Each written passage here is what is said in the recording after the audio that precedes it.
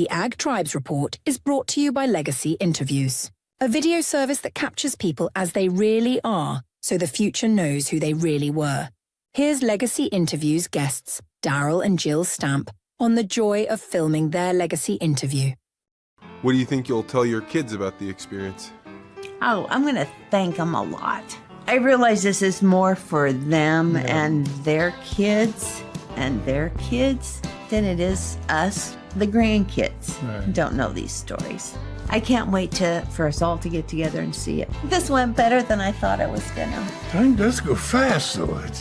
What time is it? It's almost 3 o'clock. No way. Yes. God, you talked so much. I Welcome to the Ag Tribes Report, a breakdown of the top stories affecting the culture of agriculture, with your host, Vance Crowe. The report begins in 3, 2, 1.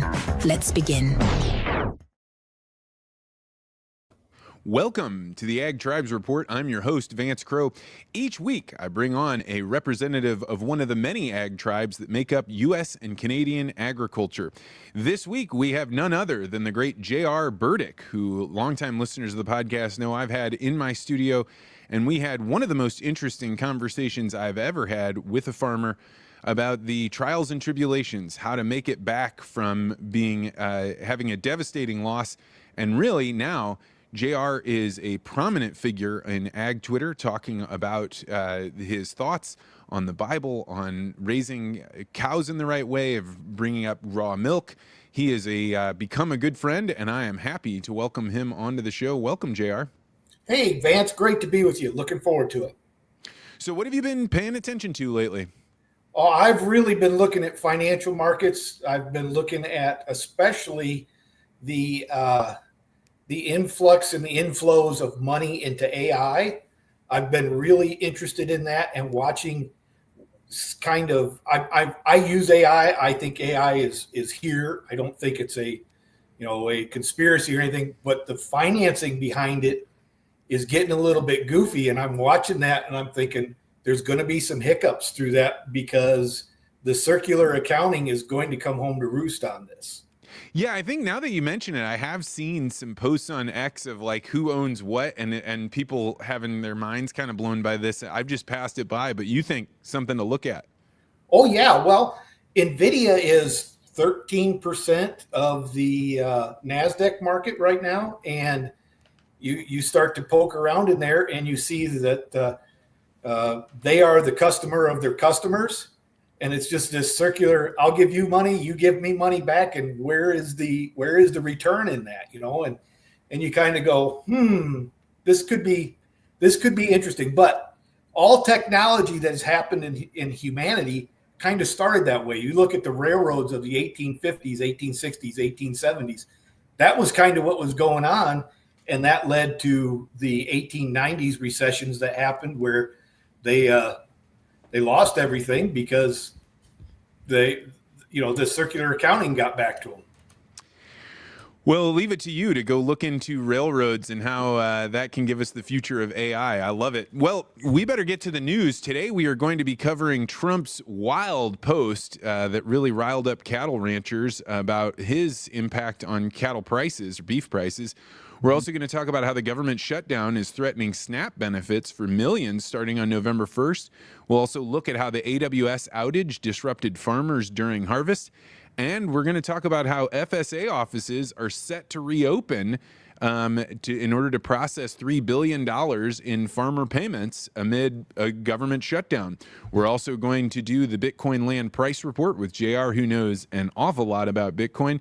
We're going to do his Peter Thiel paradox to find out what he believes that nobody else does. And we're going to talk about his worthy adversary, somebody that he respects but strongly disagrees with. And we're going to try and do that in just 30 minutes. So we better get started. First up, let's talk about Trump. Everybody saw this.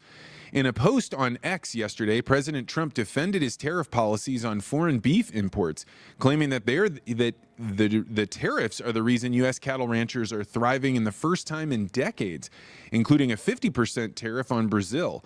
But he called on ranchers to lower their prices, emphasizing that consumers are a big factor in his thinking. This comes days after the USDA announced plans to quadruple Argentine beef imports to address a 14% jump in U.S. retail prices. The remarks sparked outrage from ranchers and industry leaders. The National Cattlemen's Beef Association issued a statement on X saying they can't support Trump while he undercuts family farms with the potential hormone-laced imports that threaten food safety and jobs. Ranchers like Brett Kenzie from South Dakota and Mark Holloway from Texas took to X, calling for mandatory country of origin labeling and mocking the price-fixing settlements. This brought up so much, JR. What did you see, and what do you think of Trump's approach to claiming the cattle prices are his victory? Well, every politician is going to take anything good and claim responsibility for it. So we have to stand back and go, well, that's politics. I think we have to have that. I remember in 1996, the first time that corn hit $6 a bushel, Al Gore was at the Farm Progress Show in Illinois, I think it was, and he was taking credit for that. And it was like a horrible drought and a horrible wet year in 93. It was just, we drew down all the stocks. But he was taking, the Clinton administration got you farmers $6 a bushel. So I give Trump a little bit of a pass on that. It's like they're going to take credit for good things, and we have to admit that the price of beef is pretty good. But at the same time, I took a lot of offense to the tone that I took from that. You try not to read a lot into it. Every text message you get, you try to just take it at face value, but this one, I just couldn't take it at just the face value. And I immediately went to, okay, I've never been able to set the price of any of my commodities. And he's sitting there going like, cattle prices got to get the price down. And we're all sitting there going like, well, we don't have any control over that. But then at the same time, as the two gentlemen you mentioned also mentioned, I never saw a true social post from him about the cattle pricing fix, the lawsuit settlements that all of the big four packers are involved in right now. I'm like, hey, if you want to do something about the price of beef, you talk to those guys. They were obviously either holding down the price of beef given to ranchers, their live price, or they were jacking it up and they were screwing the consumer on the other end. And I just want him to just say, hey, I'll do fair posts across everybody. And then it'd be nice if he would do these posts when cattle trading isn't happening on the CME. So you see these huge swings in the cattle market, and limit down moves and limit up moves, and it's all over one guy's post. And to me, that's my big thing is the guy's got too much power. He should not be able to move that price like that. Yeah, I mean, the bully pulpit is really powerful, and you got to give him some credit. And actually, I didn't realize this until after his post about how much Brazilian imports had been impacted by the tariffs. You also have the Mexican New World screwworm that's keeping back those imports. But I saw a great chart on X, I wish I have it right now, where the guy was showing when prices started going up. And it was way before tariffs. This has been going on, and it's because what every cattle rancher, everybody in ag knows, is that we have the lowest cattle herd that we've had since the 1950s. The price is going up because demand is skyrocketing. People are finally getting different nutritional information about the value of beef. The cattle herd is going down when prices were bad and people were trying to survive. Then all of a sudden prices go up and they're shipping everything, heifers, out to market. Now all of a sudden the herd's down. If you got supply up, or you got supply down and demand up, you're going to have higher prices. So it did seem like it was one of those areas where when you know a lot about it, you can see that Trump's kind of being a blowhard here. Right. And the bad thing is it dampened the enthusiasm of the cattle rancher and the producer to keep cattle, because we all remember 2015. We all remember the cow that stole Christmas in 2005. and you're going to go out there and you're going to bet your farm literally on next year's calf crop, how many cattle you're going to put in your feedlot, all those things. And it doesn't matter how much insurance protection you buy. You get 2 or 3 Truth Social posts like that, and all of a sudden all your equity is gone. And I think that's the bigger issue, is he's not understanding. You've got to encourage us to build this cattle herd, and that's a long-term investment. That's not going to happen in 6 months, 8 months, or whatever. But we have to be sure, and young people especially have to know, nobody's going to cut the legs out from underneath me because all of a sudden I've got midterm elections coming and I've got to get the price of beef down. And you just have decimated everybody's financial sheets with a post. Well, Secretary Rollins was out there trying to clean this thing up today. You know, she was like, look at all he's done. We've opened up more ranch land than we ever have before. We've started offering loans for new and beginning ranchers. But I was in a room full of farmers just yesterday, farmers and ranchers, and all of them said, golly gosh, that Trump, I wish he knew better. I still love him, though. He's not losing any votes over this. Oh, no, because the rest of the issues are so important as well. You know, where else are you going to go? And we do have to remember, I mean, a year ago at this time, it was the Biden-Harris administration. You know, we forget how fast this thing has changed and how depressed a lot of us were with just all the other things that potentially impact us. And we have to balance those two. But we also have to make our voice known and say, hey, shut the hell up. Well, we could probably talk about this the whole show, but a lot of other things are happening, including story number 2. Government shutdown threatens SNAP benefits for millions starting November 1st. You're the one that brought this to my attention. The U.S. government shutdown, now in its second week, is set to, I think it's actually our third week, to disrupt SNAP benefits for millions unless Congress acts soon. Starting November 1st, new allotments won't be processed. EBT card reloads could freeze entirely, leaving families without food amid already high grocery prices. States are sounding the alarm. Tennessee's Department of Human Services warns November benefits may not issue, urging recipients to check local resources. Louisiana's governor's office says over 1 million residents will get nothing for November, calling for state backups. And advocacy groups like Food Research and Action Center estimate that 20 to 30% spike in hunger risk, advising folks to stock up now and hit food banks. October payments should go through, but the clock's ticking on negotiations. What do you think? JR, is he really going to let SNAP benefits not go out to millions of people on November 1st?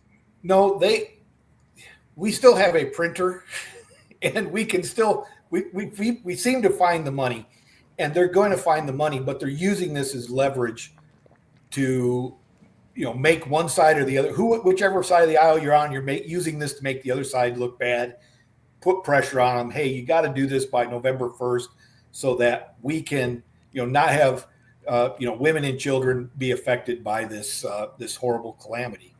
And so I don't think that they're going to let SNAP benefits go unpaid. There will be some kind of a stopgap to make this happen. But I think we're missing an opportunity here. This is a great opportunity for states to jump up and say, this is why we should block grant those programs to the state, so that instead of having one entity control 50 states, people's worth of those citizens' worth of their groceries, get it to the state. Then each state can then take care of their own people. All the federal government has to do is say, you've gotten, $15 million. Never going to happen, man. Never going to happen, because the government, they want that power, right? They want the ability to be able to wag, millions of people into fear and to be able to generate that. But also they love it because they love the Farm Bill, and the Farm Bill being tied to SNAP benefits makes it so people will pay attention to ag in a different way. And it is going to stay a national issue. There's just no chance they're going to let that go. It's too much money. Oh, I absolutely agree with you. I just want somebody to stand up on principle and say, hey, here's an excellent example of real world life example of why we should do this and have it be local. But no, they're just using this, and more people know about the SNAP benefits and the issue that's there than they do about the price of beef. You know, that's the whole tariffs on beef, all that stuff. We get styloed off, and we look at that and we go, that's a big deal. But you got to understand, for most people, it's, hey, I got to get my EBT money. They do not care about the price of beef as much as they care about getting that SNAP benefit. And you look back, what was it, 4 months ago? I think Secretary Kennedy said that they were going to eliminate the use of EBT for soda and those things. Yeah. Yeah. And, that was a big deal. And people were really upset about that. So EBT payments, you're exactly right. Those SNAP benefits have to stay in the USDA. They have to stay national. Otherwise, we really lose all of our clout. Yeah, I never met a government that wants to give up power. All right, moving on to story number 3. AWS outage disrupts farmers' harvest operations. On October 20th, a major AWS outage in its US East 1 region crippled 64 services, including John Deere's Operations Center, a cloud-based platform for real-time harvest data and equipment tracking. Iowa farmer Benjamin Renish posted on X that the full-day downtime was more disruptive than the ongoing government shutdown. Without GPS-enabled combines and truck coordination, his team switched to the less efficient short-row harvesting, relying on radios and phones. Other farmers on X reported similar frustrations, but no widespread crop losses due to the issues. The outage, caused by a DNS service failure, hit during peak corn and soybean season, raising concerns about over-reliance on cloud tech. JR, did your dairy farm go down when AWS shut down this week? Our dairy farm didn't. I'm a pretty low tech when it comes to my equipment, and cows don't really care about the internet, of course. But we did have problems with our payment processing for our customers. So that did affect us from that standpoint. So when we make our deliveries to different locations, we do have people that pay with a card. We have a card reader attached to an app on the phone. Well, the app on our phone wouldn't work. And so people were standing there going, what do? We just redirected them to our website, different servers, different networks or whatever. And they were able to purchase on our website. But again, it was at the first person, we were sitting there and my wife and I were going like, well, did you push this button, restart the phone, reset this thing? We kept doing all that. And the people are sitting there going, I know there's money on my card. I know that. And we're like, it's not connecting. It's not that, And so we had people were like, oh, what do we do? And it was an eye-opening experience for me, because it was like, all right, we really don't we are already a cashless society, really. And so one little thing like that, and all of a sudden, how do we don't carry a lot of cash with us anymore. And how do you? I had an experience it was about a year ago. I was invited to the Arizona Cattle Ranchers. I go out there. I'm staying in a resort casino thing, and I started looking on X, and it said there were all these people not able to access their credit cards, and that flights weren't going.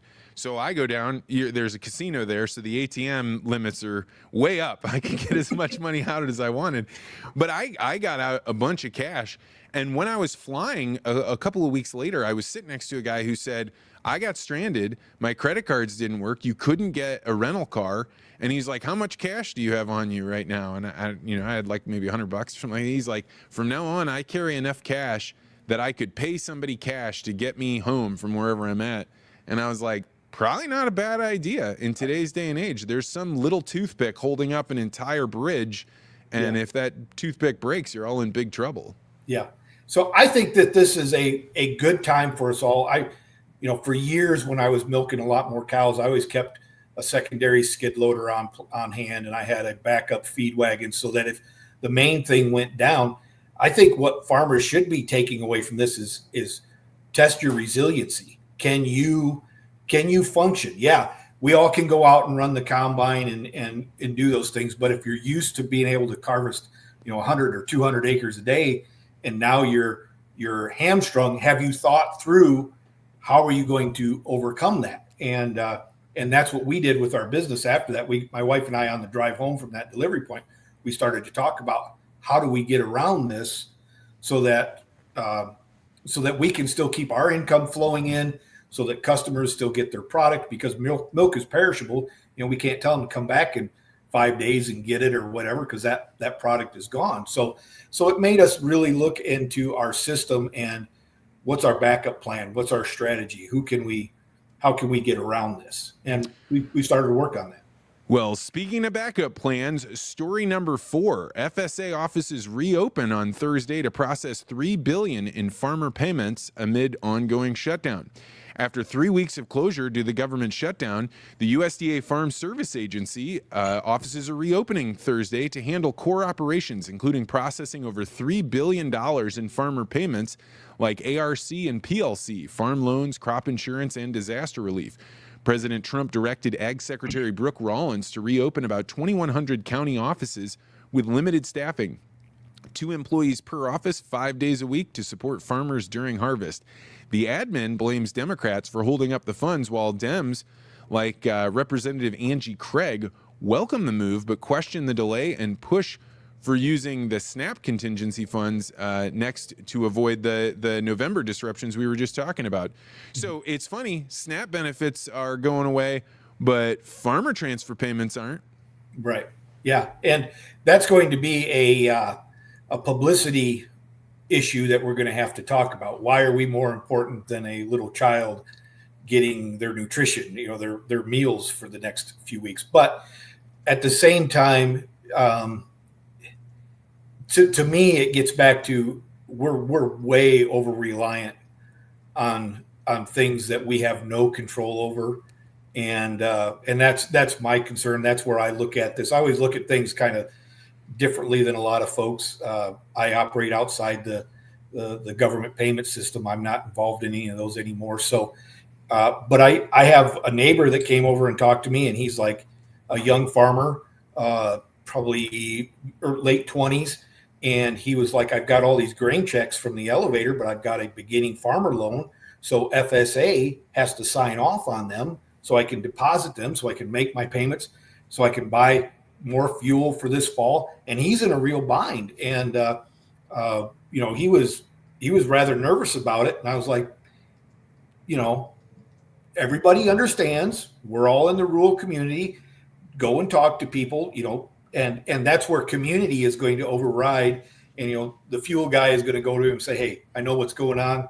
I'll get you 500 gallons of fuel so you can keep harvesting or whatever. And, when they open up and you get your funds, you can pay me. But that is a real problem that's affecting a lot of people. And how are they going to, if you had a payment due on October 15th, you can't get your check cashed until November 1st, are you going to get hit with late fees or all the other different things that could happen? And it's going to be interesting to see how that works out. I throw out this statistic all the time, but right now, farmer and ranchers, the average amount of your financial statement is 13.5% comes from these sorts of transfer payments. That is not an insignificant amount of money. That is a huge amount of money. And if you're trying to keep up with paying your employees, if you have loans like you were saying, it's tough. But that said, I've been in ag long enough to know they never make you wait for the money. The government doesn't want the money sitting in D.C. They're trying to pump it out into the system. So I'm pretty sure everybody that's got these FSA payments, they're going to be made whole. Oh, yeah. Yeah. And I've got a couple of older farmers that have been in withdrawal because they haven't been able to go and sit and talk to the ladies once a week at the coffee shop. They're just like, I can't wait till it opens up so I can go down and see them. I'm like, what are they, your girlfriends? I don't understand. And so it's kind of funny and comical in that sense. All right, that's going to do it for the news this week. If you have news that you think we should be reporting on the Ag Tribes Report, send it to me on X at Vance Crow, or you can always email it to me, vance@legacyinterviews.com.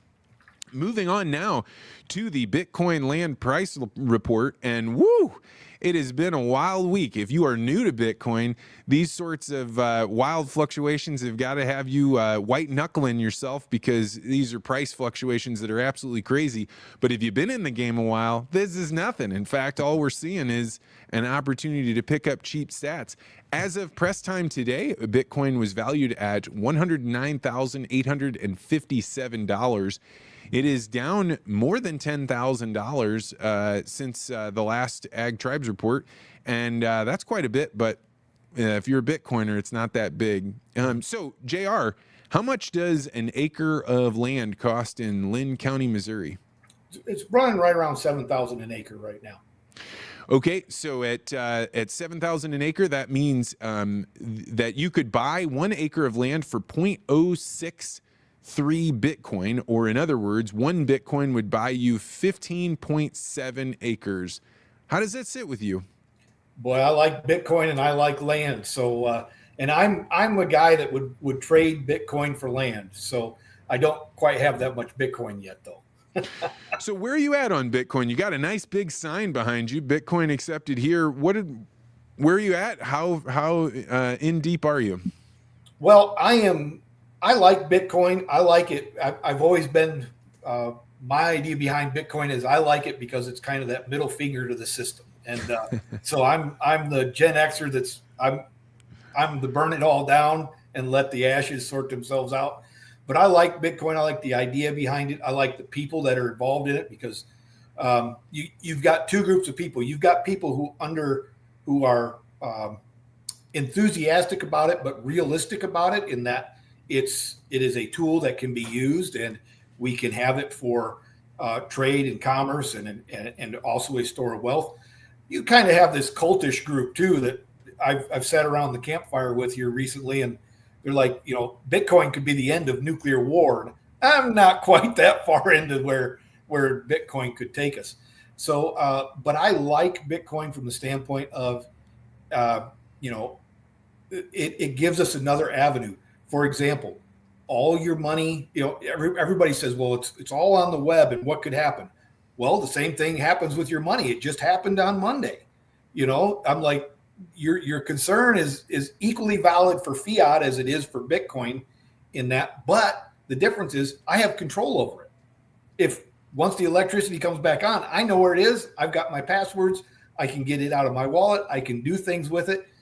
And so it's not held in somebody else's cloud that's going to be lost. And you got to get it off the exchange. That's the big thing that I've learned. Yeah, well, really, the fundamental difference between the credit cards going down and Bitcoin is that the credit cards, if there are a few servers that go down, the entire system is out. But in order for you not to be able to spend Bitcoin, the entirety of the internet all over the world has to go down. Right. And even then, it's it would be very difficult, right? As long as you have a node and you're able to submit a transaction, you can move money. It may not be convenient, but it is certainly better than you just show up at a screen and it says, oops, nothing to see here, right? And that's a fundamental difference. The credit card companies could go down and you don't have a choice. But Bitcoin, as long as you can get somewhere to the internet, you'll be okay. Yeah. So, and I am still, I'm still looking for my first transaction in Bitcoin. I have been begging to get people, but I've got some people on the internet now that are asking, and we raise hogs as well. So I think my first Bitcoin interaction and exchange will be for a half a hog coming up here soon. I didn't know you did that. I didn't know that at all. How do you raise your hogs? Out in a pasture, and they're just pasture raised. I don't feed them any soybean meal or soybeans.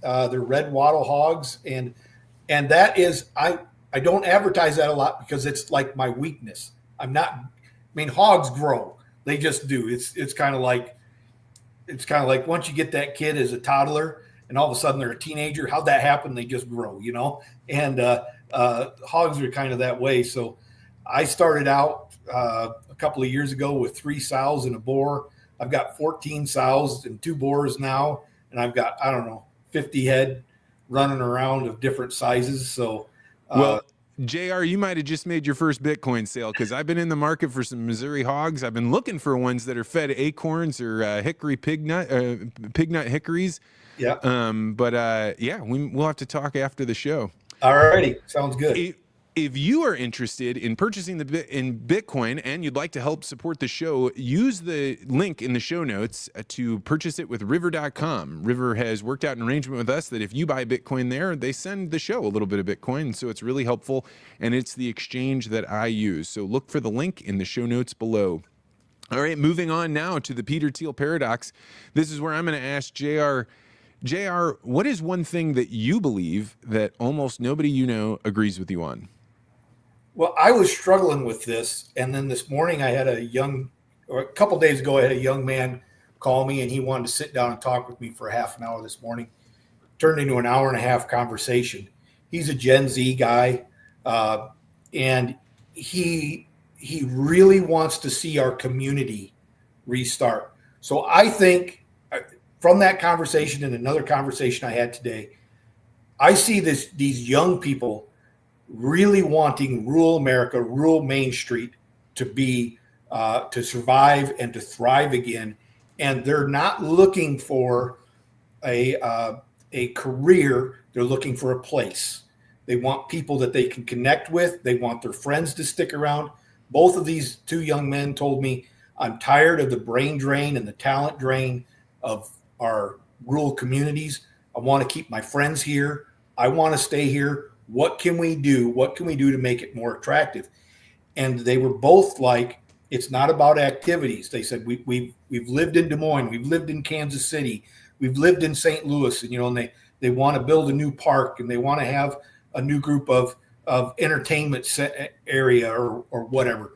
He says, and that's what we want to raise our kids back here in the soil. We want to have, we want to walk down the streets again and see our buddies owning that welding shop and having that car repair place and having, running the convenience store, running the gas station. And I was just blown away about how intense both of them were about this. And we're making a plan. They both live in my community. We're going to start getting together once a month, brainstorm. How can we do this? And I asked them both, I said, okay, what organizations are already here that we can get involved in? And they were like, there isn't any, because they're all the old timers and they just get around and they reminisce about the old days, but they don't have any vision. They don't have any desire to build it. So I pressed those two guys, and the one guy said it really well. He says, I want a place, and I'm tired of being, I think he said it this way, I'm tired of being controlled by the placeless. And he said, the people in DC, the people in Jeff City, they don't care about me. And I want people around me that care about me. And both these guys happen to be, they've got young families. All of them are under 5, but they want to homeschool their kids. I was asking about the school system, and they said, we really don't care. But both of them are products of our local high school, And so they were looking at it and they were going like, I want a different outcome for my kids. I don't want to tell them that the best place for opportunity is 200 miles away. I want them to want to live here, be near me, grow up here. And that was exciting for me. I just saw that and I was like, man, we cannot revitalize America and revitalize Main Street and rural America without that talent, those young people, that vibrancy. And those guys, they're going to do it. Well, I hear so much that I already agree with here, but what I think is a little bit different is you're doing something, right? There's so many times people say this is what's wrong, but taking the action, getting together, seeing what rolls out is really important. And an interesting thing you said there was, they're not interested in a career. That's an almost mind-blowing concept, because your career has been so deeply embedded into the psyche of my generation that, to your point, they don't, they call them placeless people. Like there's this term somewhere versus anywhere people, and somewhere people live somewhere, not because it's grandiose or it's perfect or it's got a great job, but because it is somewhere and you're a person in there. Anywhere people, they want cosmopolitan, lots of restaurants, lots of opportunity, but that comes at the cost of being somebody, right? Being a thing that group needs. So I really like what you're saying there. Yeah. It was a fun day. Threw my day completely off. I didn't get half done what I wanted to, but invested in people.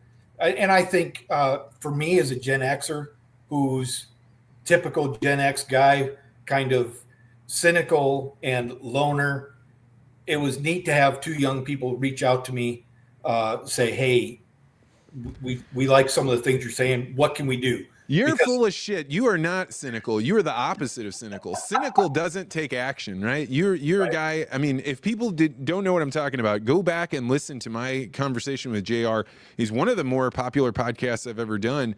But I would say it's the opposite of cynical. It is looking at a dark and difficult world and saying, I'm going to take another step forward. So I disagree with you. I don't think you're cynical. I'll be your worthy adversary today. Well, speaking of which, let's go to that. Who is one person that you respect, but you strongly disagree with? Well, I really struggled with this one today because I have gotten over the past 4 or 5 months, as I've studied and talked to more people, my adversaries have become my enemies.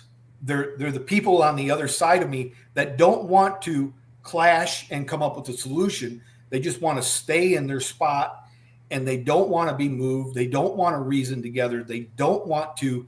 The polarization has gotten to be so great that it's hard to find an adversary. When I think of an adversary, I think of somebody who's moving in the direction you are, but is a competitor sort of, and also a person who is saying, I've got a better way than you, so I'm better than you, and I'm going to make you better because I'm being better.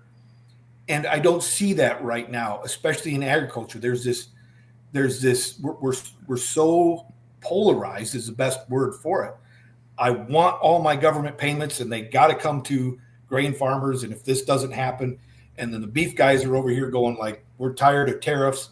And the egg producers are up there going, we want these imports and exports so that we can get the price down. And we don't have any cohesiveness. We've all siloed off into our different spots, and we don't make one another better. And I think that's really what's happened in rural America as we've become specialized and we've become so isolated from one another. We don't understand the concerns of a soybean grower and a beef grower because we're two different people now. Whereas, so many years ago, we were the same person. So I racked my brain this morning, and I couldn't come up with somebody who I respected. But I will say I respect Jared McDaniels, but I just don't agree with him. All right, Jared McDaniel. We'll take that. To your point, JR, this is worth me saying. So longtime listeners of the podcast know I'm on the FCS Financial, the Farm Credit of Missouri. And we came to a board meeting this week, and I've always been kind of cynical about committees and boards because my experience with them at the World Bank, in corporate America, your school projects, right? You get together, and the only way it's any good is if there's one leader that makes it happen, and then they kind of get the other people to go along. Well, yesterday, we had to make a tough decision with our board. And the way that group fought about ideas, the way they were like, this is what I think, and I'm worried about this, I noticed so quickly that this was a group of people that the idea kept getting progressively better. It kept getting more sophisticated. Our options widened open. Mm-hmm. And I sat there being totally astounded. I talked to my wife afterwards, and I was like, I am literally honored to be among people that are solving a problem synergistically. I actually thought that was not a real thing. Mm-hmm. And now I see if you bring the right people together and you give them the proper motivation, the collective whole can come up with something better than any one individual. But this is not occurring in anywhere places. It is only occurring maybe in rural America. It's the only place I've ever seen it. Right. Well, again, and unfortunately, when you get stuck in a place where you don't want to share your ideas, all you do is emote, and you can't argue with emotion. You can never out emote that other person, and unless you become angry and irate, and then nothing happens, or you just start to cry, or however that works.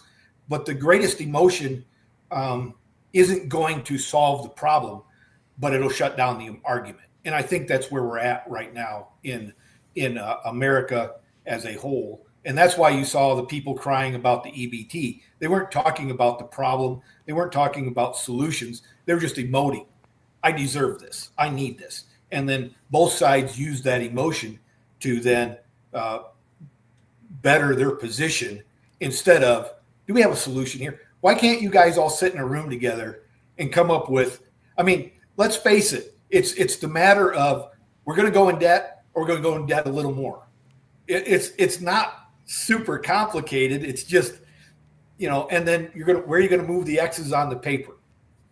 We're still going to be in debt. We're still going to be at a crisis at some point.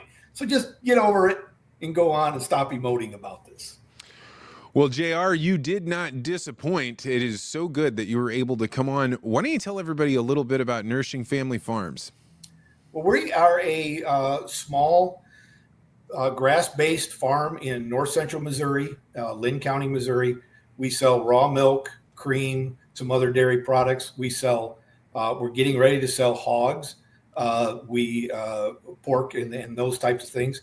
We are in the process. We harvested our small grains this summer, and we're in the process of getting our fanning mills and all those things set up so that we can start to sell wheat berries. And we've got a person that's getting ready to do flour.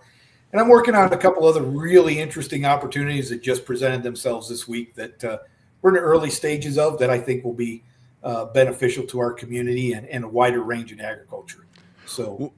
Another big way that you reach out to the world, in fact, I think it's probably the way I found out who you were, was you do these things where you record yourself in the milking parlor, just kind of talking about things. Talk a little bit about that.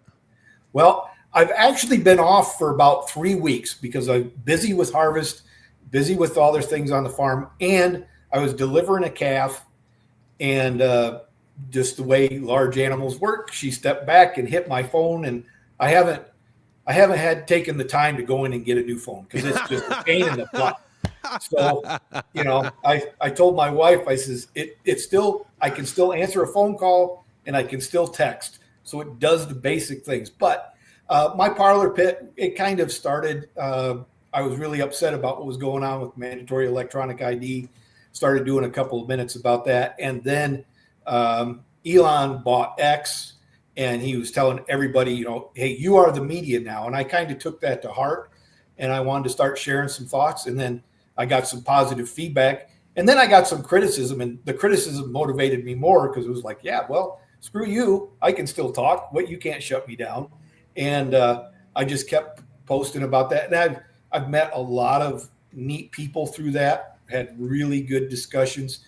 And I don't, as you probably noticed, I don't think like a lot of other people. So my takes are really off the wall on some things. But and I really like putting history behind what I talk about. So I can say, hey, this is where we were in the past. This is where we're going to go in the future. And so I'm hoping some things will settle down. I'm hoping that next week I'll start that back up. Yeah, you got to go get that phone fixed. Well, JR, if people wanted to get a hold of you, they wanted to learn more about Nourishing Family Farms, where would they go? Well, go on X. It's JR Cow Farmer is my handle on there. Reach out to me there. You can also go to our Facebook page, which is Nourishing Family Farm. And our website is www.nourishingfamilyfarm.com. And look anything of those over. We've had really neat conversations with people all over the nation. The sign you see behind me was given to me by a bunch of Bitcoiners in Tennessee. They had listened to a couple of different podcasts I'd been guests on. Yours was one of them. David Bissett's Bitcoin and was another. And they sent me that. They sent me a node. They sent me a whole bunch of cards. It's a whole bunch of placards. So I've got stickers on my truck now. I'm just like a billboard for them. But really neat to get to know those people and meet them and learning a lot more about the intricacies of Bitcoin that I didn't know before.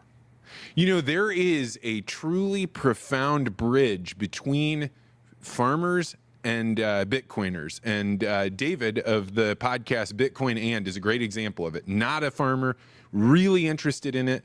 Bitcoin becomes that bridge. And so if you're somebody that's looking to build out an audience, one of the reasons I think JR may be lacking a little bit in the Bitcoin purchases is because Lynn County, Missouri is a little bit out there. Yeah. But if you are a farmer somewhere near a city, I guarantee you, if you put up that, hey, I'm accepting Bitcoin, people are going to pop up that you never imagined, and you may get a customer for life. All right, JR, that's going to do it. I really appreciate you coming on. Thanks. Glad to be here. All right, that's going to do it for this week's show. I really had a good time. I really appreciated JR coming on. And I want to mention again, if you've never heard the podcast that I did with JR Burdick, it is a fantastic one. He tells a story about how his cows were killed with electricity coming up through the ground, and he had to start all the way over. He talks about his strife and the challenges he faced. I had no idea the kind of man he was going to be before I interviewed him, and now he's become a close friend. Well, if you are thinking about getting your loved ones a special Christmas present, I would recommend you look into doing a legacy interview. This is where I sit down with your loved ones to record their life stories so that future generations can know their family history. If you're interested in doing this and you'd like to watch that video of your parents, your grandparents telling their stories, sign up to do a legacy interview before the first week of December, and we will get that video back to you in time to watch it over the holidays. And many, many people have told me just how impactful the video was, watching it with their loved ones, getting to stop the tape and ask for more clarity, hearing more, and people just really love it. Another big thing that I have been working on is a course called Interest-Based Communicating, and this is a course that is designed to help people communicate. So I'm going to leave with a parting message about the interest-based communications class. All right, we'll be back next week with another guest. Good negotiation is one where both parties walk away slightly disappointed. That was probably my default world model, BV, before Vance. Well, Vance had a lot of these models that he created. I ingrained a lot of these models so deeply from working with Vance for a long time that I started to re-communicate them to my friends. And my friends' eyes had the same sort of light up of understanding of like, this is a thing that could help me be more effective in life. Whenever Vance let me know that he was working on sort of putting this into more of a workshop form, I was like, yeah, man, I want that for my team like now. If my first 2 employees go through this so that we have this shared set of context and a shared set of language, that's gonna create value for my team going forward. I wanted to get better at communication myself. I knew I had good ideas in my head that I wanted to be able to communicate to potential investors, and I was not super confident in being able to do that before. I thought that negotiation was basically for people in a boardroom, like CEOs, words like shareholder are involved. So I thought that you had to have a lot of resources at your disposal to even care about negotiations. Both people had to lose, or both people weren't happy in the end. I found that what you both want is achievable by understanding the needs of the other person more. A negotiation is really a way to solve a problem that you have. You can rearrange the world in such a way where all parties get something that they're happy with. So you don't need to possess great resources to be involved in a negotiation or to really benefit from knowing how to negotiate. RJ and I initially were 2 different businesses. It became clear to us over the long term that we would be much more bullish on our shared future if we found a way to actually be one entity, one whole working together. That required us to have what to many would be very hard conversations because we're both CEOs of our own independently funded businesses, but we were able to have conversations and get to the root of what our actual interests and what our actual skill sets were. Having both people understand this pattern of communication was useful to pull out those tools when we needed them the most in conversations conversations. It's very helpful to have that quick language to do something more productive than continue to misunderstand or whatever else you're doing. Building relationships isn't just you communicating to the other person. It's also figuring out how to let the other person communicate to you so that they trust you. Getting into a real conversation and diffusing tensions before you get to business. A lot of people have a default model where they're like, I want to raise my own money, I want to start my own business, I want to do my own thing. We find that they have specific interests that could help us. We become allies instead of competitors. I guess the course gives you tools to know that you can say the right words to like extract those things out of the ether and put them in your life. Learning interest-based communications from Vance might actually be the single highest leverage skill set that I ever developed before starting this company. I'm by default an introvert. I think that I've developed the ability to interact with people in such a way that it's energizing and it's fun, and I look forward to interacting with strangers on a regular basis. You should just take it. Just do it already. Yeah, I feel like you should just do it. No, I don't know. I feel like it's life content. It's like definitely fun life content. I am doing exactly what I want to be doing with my life. Interest-based communications did that for me, more than anything else that I've learned.